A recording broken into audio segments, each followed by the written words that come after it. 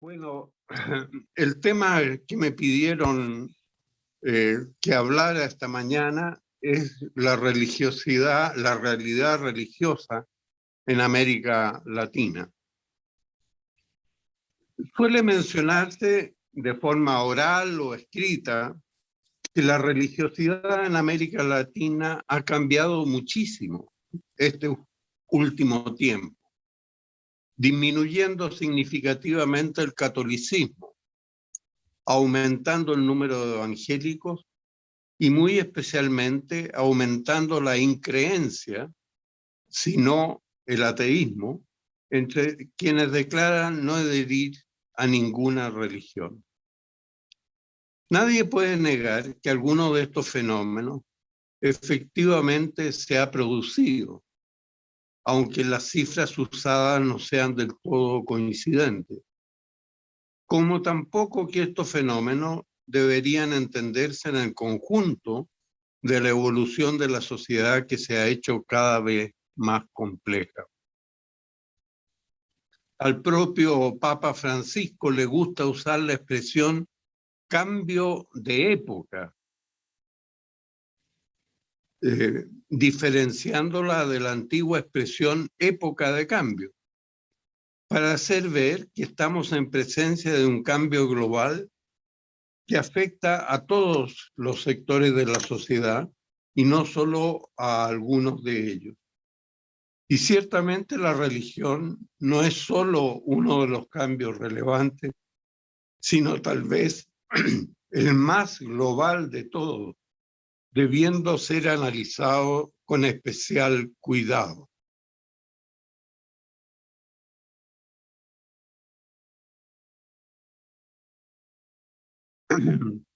Las cifras de las que disponemos provienen centralmente de encuestas relativas al número de bautizados, de casados sacramentalmente, de anulados y divorciados, de primeras comuniones, de confirmaciones, de asistencia semanal al culto, de la práctica de la confesión y de la aceptación de las escuelas católicas y confesionales. Se añade también a veces la frecuencia de la oración. Si se analiza bien este tipo de información, se puede concluir que o bien se pide autocalificación, por ejemplo, se pregunta en la encuesta, ¿es usted cristiano o se confiesa perteneciendo a otra religión? O bien se pide autoevaluación respecto de lo que piensa y de las prácticas que realiza. Es decir, se piensa la religión como un hecho esencialmente subjetivo, que puede variar según la edad, la opinión coyuntural, la situación familiar o los estados de ánimo de las personas a quienes se consulta. Si la pregunta escapa además a la condición inmediatamente personal y se puede generalizar como opinión general, se convierte en asunto ideológico con independencia de la intención que pudiese exhibir cualquier situación subjetiva particular. Un caso emblemático de esta reducción ideológica del credo religioso lo constituye la moral, cualquiera sea el ámbito en que se la aplique. Y ahora último, por ejemplo, a las conductas sexuales aberrantes del clero. Ha sido tradicional en todas las religiones que se derive de ella algún tipo de orientación moral de la conducta, especialmente la que deriva de los principios de la igual dignidad de todos los seres humanos ante sus congéneres, ante la autoridad de la ley y ante todos los criterios reguladores de las conductas que son vinculantes para la acción particular de los individuos. Tan importantes han sido estos criterios para los cientistas sociales que ellos han sostenido durante siglos, que la moral social es la mayor contribución que la religión realiza a la sociedad, proporcionando el cimiento para la cohesión social que hace posible la cooperación y la vida en común. No se ha considerado nunca, por lo tanto, la moralidad como una ideología arbitraria o como un criterio socialmente opinable, sino como una responsabilidad individual y colectiva que es imputable a las personas como la adhesión y el respeto debido a la convivencia humana misma, sin la cual no podría existir el orden social. En estas condiciones, no puede bastar que se pregunte a las personas sobre cuáles son las creencias religiosas subjetivas y cuáles las opciones morales que tienen y el modo como se sienten obligadas a cumplirlas. Preguntar por la creencia no es lo mismo que preguntar por opiniones. Naturalmente, la libertad de conciencia y de expresión se encuentran entre los principios éticos universales del orden racional.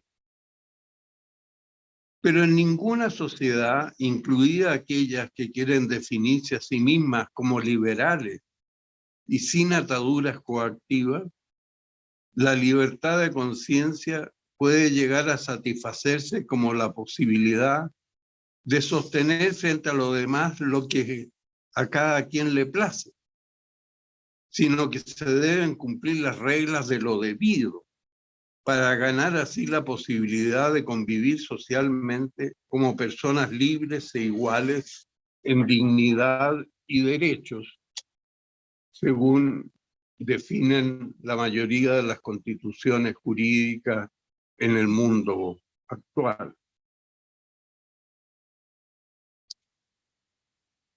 La libertad de conciencia no es un capricho individual, sino un deber imputable, el cual resulta socialmente exigible de muchas maneras. Por todo esto, la pregunta que los cientistas sociales hacen a la población sobre sus creencias religiosas tienen que llegar al fondo del problema que quieren conceptualizar, y no solo a las opiniones contingentes y efímeras que podrían existir en un determinado momento.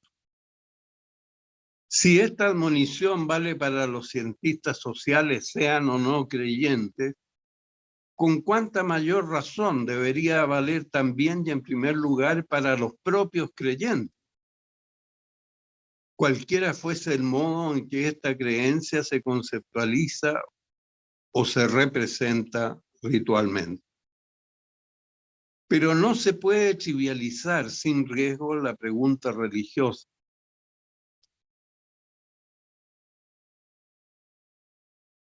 Haciendo caso omiso de lo que ella encierra. Sería dejar de responder, o más grave aún, dejar de preguntar.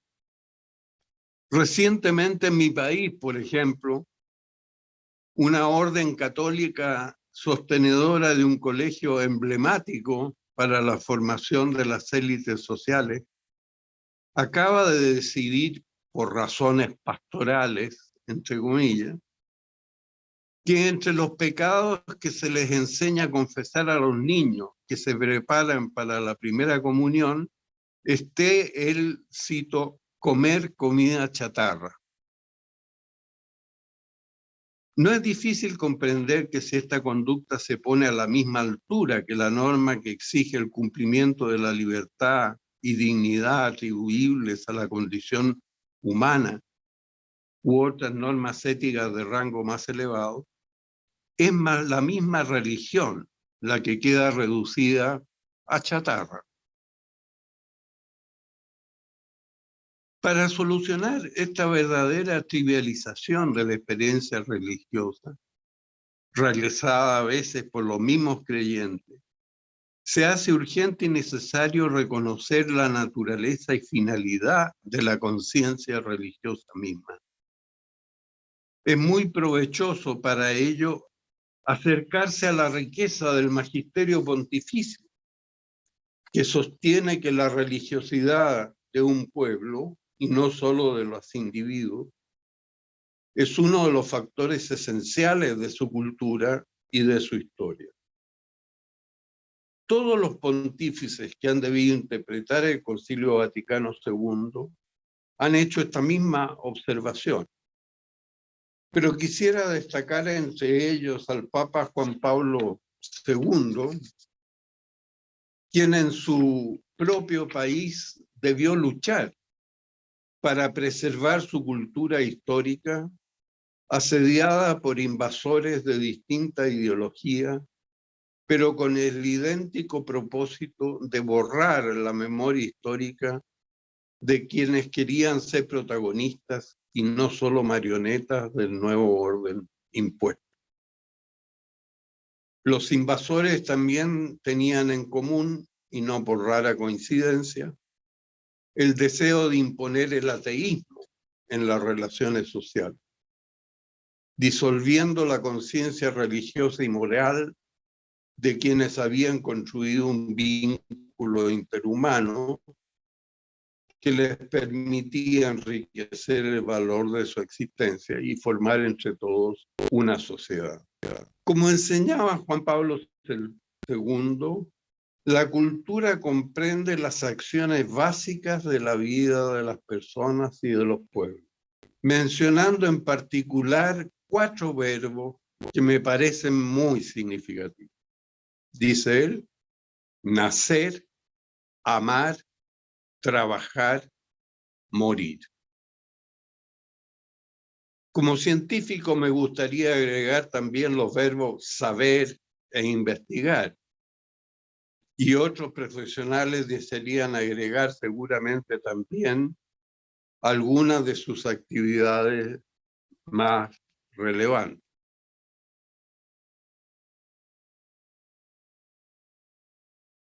Pero si se piensa bien, todas las actividades humanas significativas para una sociedad se encuentran incluidas en estos 4 verbos, pues ellos resumen por una parte el horizonte de la vida, nacer y morir, y por la otra el sentido humano de las actividades vitales, trabajar y amar. Aunque sean actividades culturales, ellas constituyen simultáneamente el núcleo de la experiencia religiosa. Consciente de esta vinculación con la totalidad de lo real, agregaba por tanto el Papa que la cultura se definía por la actitud más profunda del ser humano frente a la realidad, su actitud ante el misterio más grande, el misterio de Dios. Llegamos aquí a uno de los problemas clave de la comprensión de lo religioso, su comprensión del misterio. Antes que como cualquiera otra cosa, Dios se muestra a sí mismo al hombre como misterio.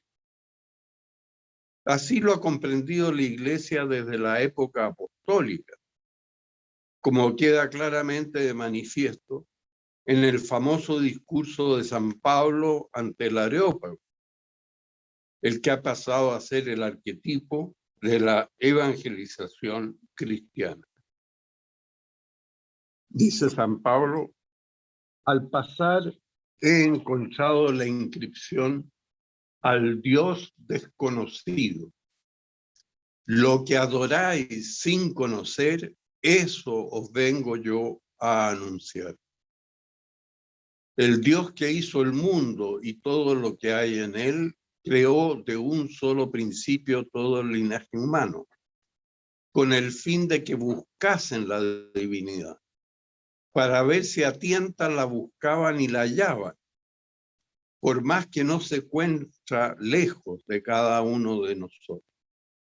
Pues en él, en el misterio, vivimos, nos movemos y existimos, como han dicho algunos de vosotros, porque somos también de su linaje. Si en él vivimos, nos movemos y existimos, el hombre está ante Dios de cara al misterio y solo tiene sentido que hagamos las preguntas necesarias para encontrarlo. La palabra griega misterio se tradujo al latín como sacramento. De ahí que en todas las culturas la religión tiene como expresión más arcaica el simbolismo sacramental. Con la etapa de la introducción de la escritura, la religión se volvió también palabra de sabiduría y de salvación, como atestiguan las tres grandes religiones monoteístas, las así llamadas religiones del libro. Sin embargo, no obstante su importancia, continúa siendo el simbolismo ritual el fundamento de la realidad considerada como misterio y que es necesario estudiar, contemplar y venerar. Las 4 actividades básicas que mencionaba el Papa Juan Pablo II se pueden comprender ciertamente desde la palabra, pero su comprensión más profunda continúa ligada al simbolismo sacramental, para el que no basta su explicación ideológica, sino que tiene que buscar también una expresión litúrgica que tenga eficacia operativa. El catolicismo comprendió desde el comienzo tan profundamente esta relación entre ritual y palabra que habla de Cristo como del misterio del Verbo encarnado, como la palabra que alcanza en la carne humana su plenitud sacramental. Y por ello no solo es objeto de alabanza y culto, sino fuente de esperanza en una vida eterna que trasciende la muerte y la contingencia humana. Pues bien, la religiosidad de América Latina ha sido desde su inicio una religiosidad cúltico-ritual.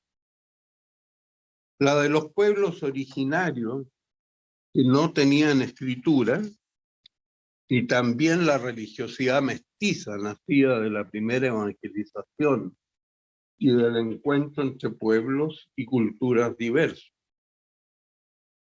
Recién en 1492, el mismo año del arribo de Colón, el padre Nebrija publicó en Sevilla la primera gramática de la lengua castellana, dándole al español el estatus de cultura escrita.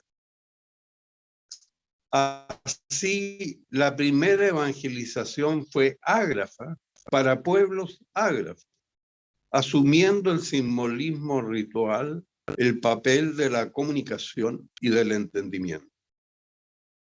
A ello se sumó después la arquitectura, con sus grandes templos barrocos, el teatro popular y los autos sacramentales, la pintura que se hizo famosa en todo el mundo, los catecismos recitados de memoria para la mejor comprensión de la población, la música y el canto utilizados ampliamente por las órdenes religiosas en su afán de educar.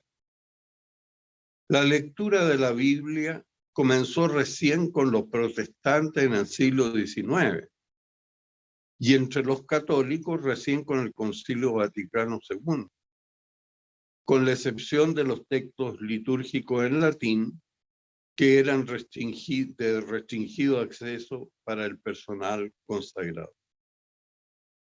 Algunos autores han hablado de modernidad barroca para referirse a todo este proceso, tan alejado de la modernidad ilustrada que dio una importancia unilateral al libro y a la escritura. Esta devoción simbólica y barroca se mantiene hasta el presente en las grandes fiestas populares, al Señor de los Milagros, a la Virgen y a los santos. La música, sobre todo cuando incluye los grandes vientos, genera un espacio ritual que las paredes del templo no logran callar cuando se ha restringido su uso por parte de la autoridad a cargo. Los bailes y las procesiones permiten transitar más libremente a los fieles por el espacio sacro delimitado por la música y recrear así el sentido con el que los peregrinos llegan hasta el templo. Este peregrinar suele adquirir también una dimensión moral entre quienes quieren mantener la tradición transmitida de padres a hijos por generación. Permiten de igual forma revivir entre quienes asisten el sentimiento de pertenecer conjuntamente a un pueblo que debe comer, descansar, recrearse, festejar y solicitar también el favor del misterio para alcanzar un mejor futuro con salud, trabajo, abundancia y seguridad en la vida. Columna vertebral de esta religiosidad latinoamericana ha sido por siglos la devoción mariana. Desde luego, en muchas de las tradiciones religiosas originarias existía la devoción a la Madre Común, a Tonantzin o a la Pachamama, y en casi todas las culturas agrícolas habían rituales de fertilidad, espera paciente de la maduración y cosecha de abundantes frutos. Tal acción no se producía sin la participación humana, pero a la vez esta no era suficiente para la obtención del fruto. La agricultura suele cambiarse en el presente por una productura mecánicamente especializada, pero los rituales simbólicos no hablan todavía del misterio que envuelve la vida en el mundo. Al ser humano no le cabía sino ser parte de ese ritual. Como escuché decir hermosamente una vez, y creo que es la expresión más hermosa que he escuchado de la tradición religiosa de América Latina, decía, cito, el Inca es el único que puede sentarse a escuchar crecer el maíz. Cierre de comillas. ¿Puede haber un sentido más profundo del misterio que ese? La imagen de la Virgen María en este contexto tenía una innegable connaturalidad, la que pronto se uniría a la tradición. Pero fue la aparición de la Virgen al indio Juan Diego en las colinas del Tepeyac, México, la que introdujo tempranamente el culto mariano en esta tierra. Su rostro mestizo hablaba de los nuevos pueblos que surgirían con el encuentro de diversos mundos, cuya madre común sería la Virgen María. Bajo advocaciones locales según la geografía y con el acento de los carismas de las órdenes religiosas que colaboraron con su desarrollo, se ha ido forjando progresivamente una red de santuarios marianos en toda América Latina. Al que nutre su religiosidad popular y ayuda como soporte a otras pastorales más especializadas, como la que se realiza con la educación y la familia. La Conferencia Episcopal de Aparecida, en la que tuve el gusto de participar, reconoció con palabras muy bellas y elocuentes el rol evangelizador de la religiosidad popular, y especialmente el haberse constituido en un irreemplazable lugar de encuentro del hombre y Dios en esta región del mundo. No es difícil comprender, a la luz de esta estructura simbólico-ritual de la religiosidad, que en América Latina nunca se hayan producido propiamente herejías, ni contra el dogma creyente, ni contra la autoridad eclesial que velaba por la rectitud de la doctrina. La excepción que confirma la regla fue el caso del milenarismo del padre Lacunza, cuya condena se produjo en Italia y por escritos publicados allá en Italia. Es cierto que durante la segunda mitad del siglo XX se produjeron críticas ideológicas a la teología, especialmente marxistas, pero siempre han sido marginales e irrelevantes para el catolicismo popular. En cierto sentido puede decirse que ha sido la propia religiosidad popular la que ha vencido a las ideologías dentro de la religión. Es necesario abordar ahora el proceso de secularización de la religión, que es otro de los grandes temas que se trata siempre cuando se estudia la religión.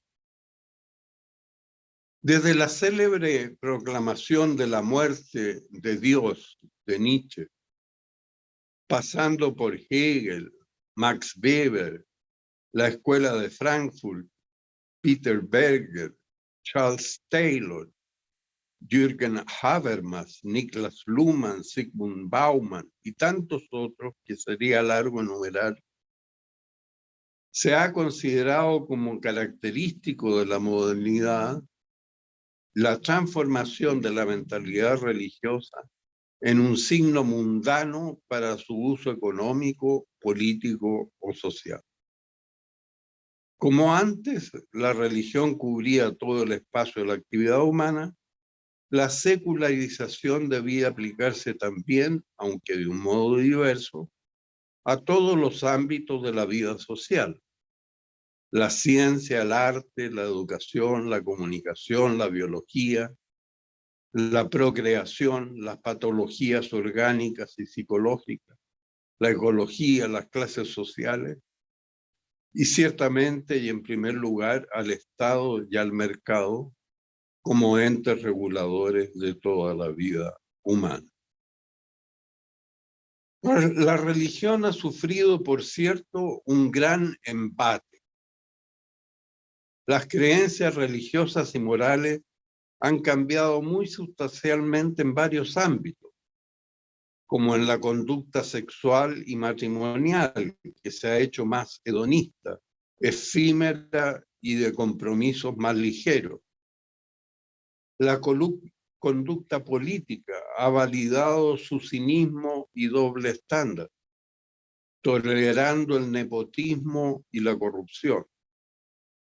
La conducta económica se ha vuelto más autónoma respecto a su función social, retroalimentando sus propios círculos de lucro y de competencia desmedida.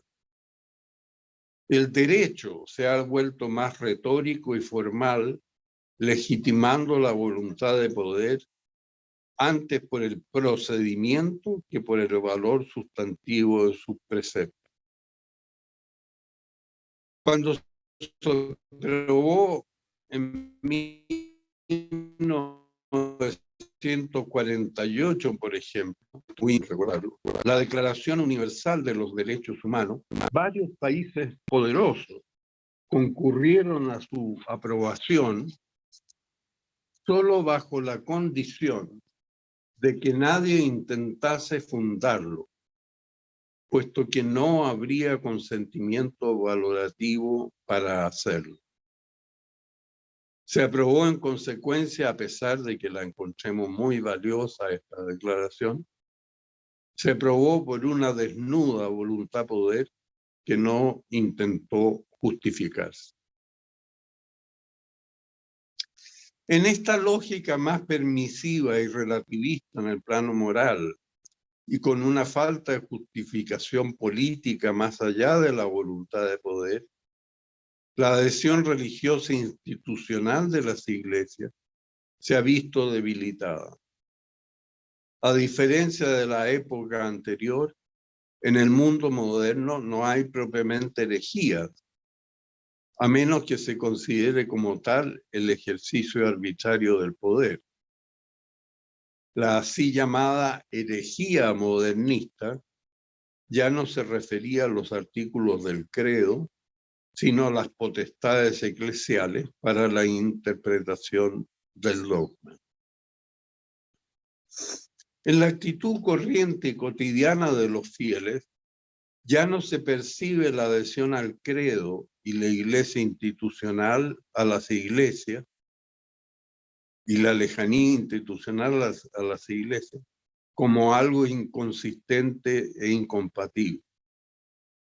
Incluso los padres de familia abandonan frecuentemente la transmisión de la fe a sus hijos bajo el pretexto de que ellos podrán elegirla cuando alcancen la plenitud de la razón, modelo que ya comienza a repetirse entre las generaciones.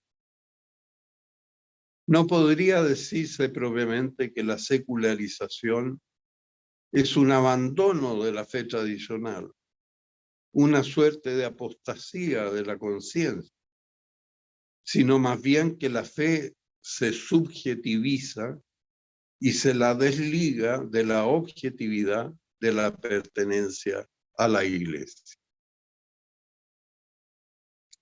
Muchas veces se ha hablado de la pluralidad de actitudes religiosas distintas, dada la mayor competencia entre las iglesias constituidas. Suele plantearse esto en América Latina por el aumento de los grupos protestantes y evangélicos.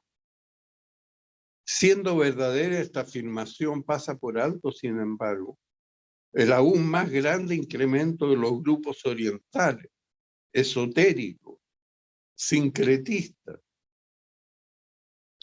que pueden tener algún tipo de organización, pero más bien se ligan a la existencia de líderes individuales antes que a una institución. Estas tendencias no son del todo extrañas en América Latina, dada la tradición espiritista del vudú y de otros grupos afroamericanos, los cuales se juntaron también con el espiritismo positivista de origen comteano que se desarrolló en las ciudades. Este último alcanzó una cierta identidad organizacional como el célebre templo positivista Acomte en Brasil, pero es la excepción.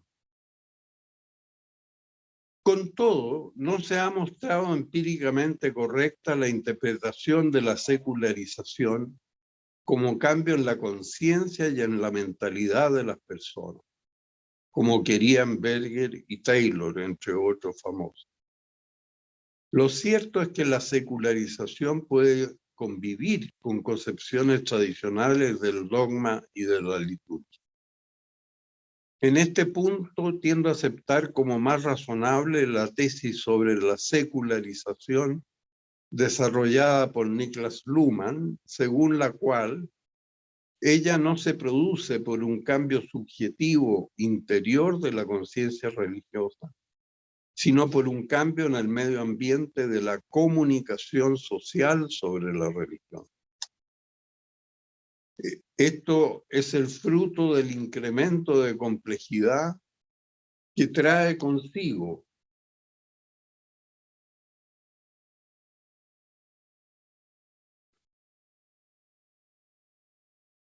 una sociedad organizada por función, más que por persona, donde a cada conducta como a cada comunicación se le definen equivalentes funcionales para que puedan seguir operando si alguno de ellos colapsa. Algunas de las tradicionales tareas asumidas en el pasado por las instituciones religiosas son redefinidas completamente por el nuevo entorno comunicacional moderno. Ya nadie espera que la oración controle la inflación, genere expectativas de empleo, sustituya las operaciones quirúrgicas, cure las pandemias o haga triunfar en la cancha a los equipos preferidos de algún deporte. La eficacia de la oración, según este ejemplo, habría que buscarla en la oración misma y no en los sustitutos funcionales que ella colabora a delimitar. Las religiones se ven obligadas a definir su propio espacio funcional, diferenciándose de las otras funciones de la sociedad. Sin duda que ello trae aparejado el cambio de mentalidad que da valor a la oración por sí misma, por su propio mérito. Y con ello gana la religiosidad en profundidad y en aproximación al misterio. Pero pierde relevancia por su parte en la regulación de las operaciones sociales, las que pueden ejercerse ahora de manera autorregulada sin recurrir a la religión. Curiosamente, en el caso de las religiones arcaicas, también se puede apreciar, como en el presente, una cercanía de la actividad religiosa con el misterio de lo real, sin subordinarlo a funciones sociales específicas. Fue la primera mentalidad moderna la que solía atribuir funciones prácticas a los ritos simbólicos, como si al hacerlo se pudiesen lograr resultados empíricos. Se suponía, por ejemplo, que se realizaba un baile ritual para que lloviera o para que la cosecha fuese abundante. Pero estas atribuciones al poder de la oración, de la magia o de la hechicería, no eran originales, sino arbitrariamente supuestas.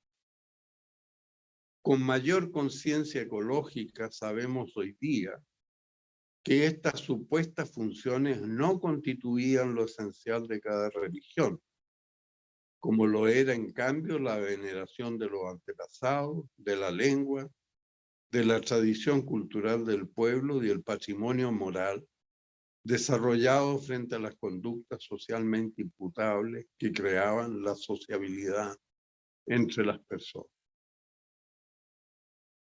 El mayor cambio social experimentado por la religión en el presente no se debe a la política, la economía, la ciencia y tecnología y la educación, sino al uso de los medios de comunicación de masa, especialmente los audiovisuales. La separación entre la oralidad y la escritura, el surgimiento de la llamada galaxia Gutenberg, que está en la base del mundo moderno, especialmente de la modernidad ilustrada, ha dejado paso actualmente a la cultura audiovisual con capacidad de recrear, de registrar y de hacer operativa la oralidad en imágenes vinculadas al texto. Son muchas las consecuencias que derivan de ello para la religión. En el plano de la temporalidad se destaca el valor del presente y de la inmediatez de lo contingente, donde se pone toda la esperanza. En el plano de la espacialidad destaca el valor de la percepción de la realidad entendida como todo lo existente. de la naturaleza, de la ecología, de la arquitectura y de la infraestructura urbana. Si la sociedad organiza ahora su complejidad por funciones autónomas y no tiene más un solo centro de referencia, sino que ha devenido policéntrica, surge entonces la pregunta: ¿dónde se sitúa ahora el centro cúltico y ritual de la religión? Lo que antaño fueron la ciudad, el templo y el calendario. ¿Tienen sustitutos seculares?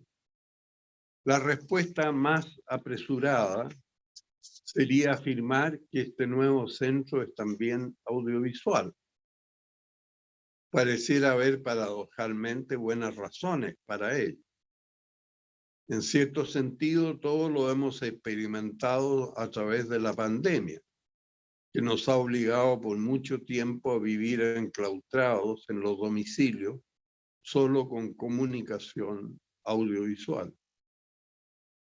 Pero la frecuencia de este hecho no contesta la pregunta. No se puede perder de vista que la época audiovisual no es más que una etapa en el devenir de la sociedad, a la que seguirán ciertamente muchas otras. No puede suponerse que la relación del hombre con el misterio se acabará en la edad audiovisual.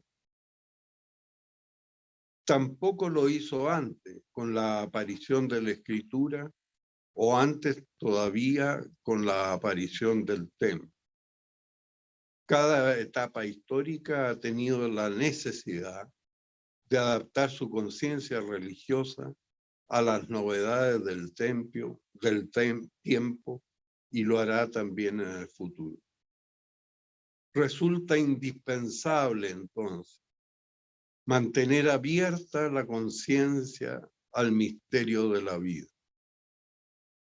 Y volviendo a la célebre frase de San Pablo, puesto que en el misterio vivimos, nos movemos y existimos. Eso era. Muchas gracias, José Antonio, por este tiempo, y muchas gracias a los que me han escuchado por su paciencia enorme.